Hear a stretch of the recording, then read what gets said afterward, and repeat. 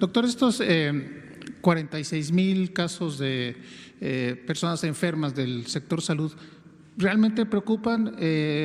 ¿Son responsabilidad de cosas que se tengan que mejorar dentro de esta nueva normalidad en el manejo hospitalario? De hecho, las protestas obedecen precisamente a eso, a que el personal se queja de falta de protocolos, falta de equipos, y bueno, sería una discusión circular otra vez que nos diga que sí está cubierto, que sí está funcionando. Lo que sí es un hecho es que hay este malestar en el sector.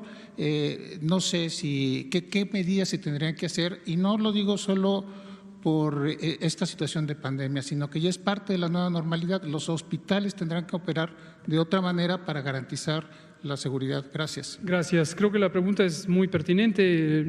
Más bien no hay puntos de discusión, hay puntos de reflexión, y le agradezco el planteamiento. La seguridad en términos biológicos, que se llama bioseguridad, es parte de la cultura de trabajo de los ambientes sanitarios, digamos, la atención de la salud, los hospitales, las unidades de primer nivel, los laboratorios, en general cualquier espacio donde existe material biológico potencialmente infectante, deben tenerse prácticas de bioseguridad. Las prácticas de bioseguridad son diversas, pero el principio general es que los agentes infecciosos, los agentes biológicos infecciosos se mantengan lejos de las personas en la vía relevante por la que pueden ser transmitidas.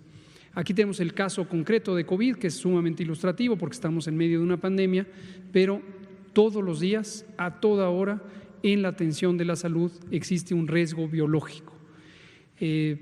Un elemento que por muchos años se ha incorporado como un derecho laboral o prestación laboral es el tema de la prima de riesgo, es decir, una compensación salarial que se ha agregado a los salarios de los trabajadoras y trabajadores de la salud desde hace mucho tiempo. No tengo idea cuándo se puso.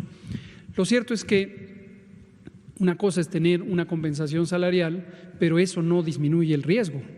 Lo relevante, y coincido con lo que usted implica con la pregunta, es que existan no solamente los protocolos escritos que existen, sino el conocimiento que debe existir y las prácticas de supervisión necesarias para que en cada unidad de salud se lleven a cabo estos protocolos. Esto es una de las carencias históricas de nuestro sistema de salud, la cultura de bioseguridad y de hecho la existencia de comités de bioseguridad que no es una práctica frecuente, es una deficiencia histórica de nuestro sistema de salud. Le puedo platicar que en tiempos alrededor de la pandemia de influenza, en el propio INDRE, en el propio Instituto Nacional de Diagnóstico y Referencia Epidemiológicos, que hoy dirige el doctor Alomía, se hicieron avances importantes en establecer protocolos de bioseguridad, pero insisto, no es solamente escribirlos, sino es la cultura de trabajo. Y fue un avance importante, pero en las unidades de atención médica no necesariamente existen. Entonces, es un reto, así como había otros retos, la cobertura, las instalaciones de salud, el déficit de más de 240,000 contrataciones en el Sistema Nacional de Salud. Esta es una más de las condiciones precarias en que se encontraba a lo largo de muchos años nuestro Sistema Nacional de Salud. Que ocurran estas 46,000 o cualquier número de infecciones en el personal de salud, desde luego no es deseable, es muy indeseable, es muy lamentable, y lo que revela es una carencia histórica. ¿Qué hay que hacer? Subsanarla. Aquí hay elementos de progreso y hay también elementos de los cuales sacar lecciones importantes. Cuando empezó la epidemia, en la primera quincena de marzo, empezó el 28 de febrero, pero durante la primera quincena de marzo, ocurrió un fenómeno que fue muy llamativo.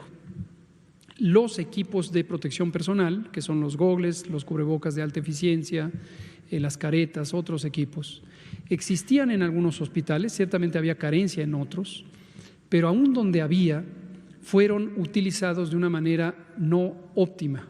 ¿A qué me refiero con ello? hubo la expectativa de que todas y todos los trabajadores de la salud, independientemente de en qué puesto de trabajo estaban, debían utilizarlos. Y había una carencia, porque en general el mercado mundial de estos productos y el mercado nacional estaba muy limitado. Y eso llevó a una ausencia brusca, súbita, por un uso inadecuado. Aquí en otras ocasiones, ya no lo habíamos retomado, pero habíamos puesto un ejemplo, por analogía simplemente, desde luego tiene implicaciones muy diferentes, de los equipos de trabajo, por ejemplo, de las personas que hacen soldadura. Entonces, donde se está haciendo una soldadura, por ejemplo, en una construcción, ¿quién debe tener la careta con la sombra 14? Los que están soldando. El que está en la oficina viendo los planos no necesita tener una careta de sombra 14. Es una analogía, estoy perfectamente consciente que las implicaciones son muy diferentes, pero el punto que quiero comentar con esta analogía es, ocurrió que hubo la expectativa pública de que todo mundo, incluso quien no estuviera intubando a los pacientes, tomándoles muestras, que son los dos puestos de trabajo donde más se requiere estos equipos de alta contención, deberían usarlos. Y entonces hubo un desbalance porque minuto tras minuto se acabaron y después había solamente otro tipo de equipos.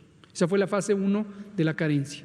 Luego vino el problema de un mercado mundialmente saturado, muchos países, incluso Estados Unidos, que concentró una parte muy importante de la proveeduría global, llegó un momento en que no tenía, porque dejaron de fabricarse o dejaron de fabricarse a la velocidad que se necesitaba.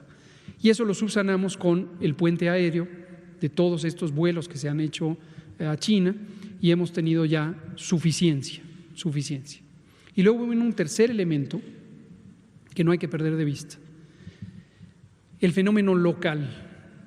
Localmente detectamos, después esto fue subsanado, por ejemplo, en el Instituto Mexicano del Seguro Social, eso lo comentamos en una conferencia, nos acompañó el jefe de seguridad del Instituto Mexicano del Seguro Social, porque se tuvo que hacer una intervención especial para controlar el robo.